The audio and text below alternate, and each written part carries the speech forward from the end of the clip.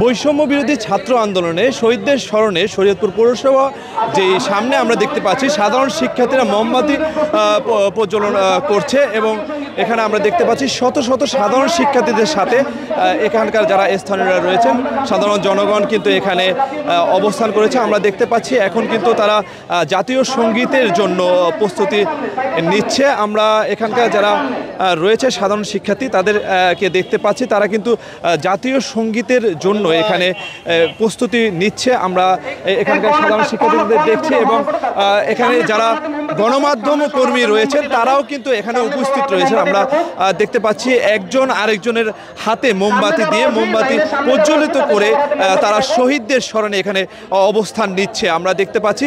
পাশাপাশি তারা কিন্তু বারবারই একটি কথা বলছে, মুগ্ধের যেই পানি নেওয়ার চিৎকার এবং আত্মনাদ সেগুলো কিন্তু তারা এখানে মাইকে চালিয়ে যাচ্ছেন এবং এখানে কিন্তু তাদের স্মরণে যে আবু সাইদ শহীদ হয়েছেন ছাত্র আন্দোলনে তার কথাও কিন্তু তারা স্মরণ করছে। শরীয়তপুরে কিন্তু আমরা দেখতে পেয়েছি 8 জন এর মতো যারা নাম এবং পরিচয় পাওয়া গিয়েছে তাদেরকে পেয়েছি, তাদের স্মরণেও কিন্তু আমরা এখানে দেখতে পারছি সাধারণ শিক্ষার্থী এবং জনগণ তারা কিন্তু এসে এখানে মোমবাতি জ্বালিয়ে তাদের স্মরণ করছে। আমরা একজন শিক্ষার্থীর সাথে কথা বলে জানার চেষ্টা করবো আসলে আজকে আপনাদের এই কর্মসূচির মাধ্যমে কি বার্তা দিতে চান এবং যারা শহীদ হয়েছে তাদের জন্য কি বলতে চাচ্ছেন? আজকে হচ্ছে যারা এই স্বাধীনতা অর্জনের জন্য যাদের প্রাণ গেল, যারা নিহত হয়েছে তাদের স্মরণে আজকে আমরা এখানে দাঁড়িয়েছি। আমরা তাদেরকে স্মরণ করছি আজকে গভীর গভীর গভীর শ্রদ্ধা ভরে। আর আমরা চাই যে তালিকাভুক্ত 8 জন নিহত হয়েছে এই স্বাধীনতা সংগ্রামে তাদের পরিবারের সম্পূর্ণ দায়িত্ব নেবে সরকার, তাদের পরিবারের সকল পৃষ্ঠপোষকতা সরকার করবে আর তাদের এই মহান অবদান কোনোভাবে যেন বৃথা না যায়। এটা হচ্ছে আজকে আমাদের এখানে দাঁড়িয়ে চাওয়া।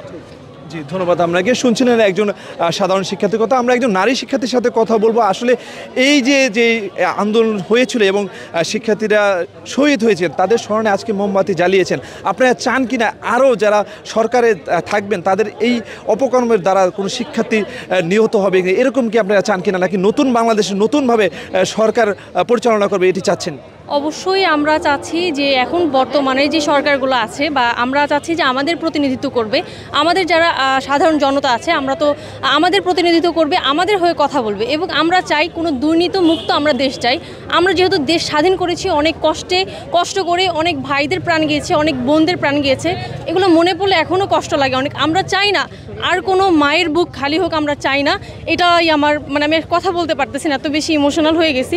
সো আমরা চাই যে স্বাধীন দেশে আমরা স্বাধীনভাবে বাঁচতে, আমরা চাই দুর্নীতিমুক্ত দেশ, আমরা চাই স্বাধীনভাবে বাঁচতে, এটাই আমাদের চাওয়া সকলের। ধন্যবাদ আপনাকে। শুনছিলেন এখানকার সাধারণ শিক্ষার্থীদের কথা। তাদের একটি দাবি, তারা নতুন বাংলাদেশ অর্জন করেছে, সেই বাংলাদেশকে তারা বিশেষভাবে মনে রাখতে চায় এবং কারো জানে এইভাবে প্রাণহানি না হয় সে বিষয়ে তারা কিন্তু বিশেষভাবে ভূমিকা পালন করবে এবং সরকারের কাছে বিশেষভাবে আহ্বান জানিয়েছে। এই ছিল শরীয়তপুর শহীদ মিনার সামনে থেকে সর্বশেষ।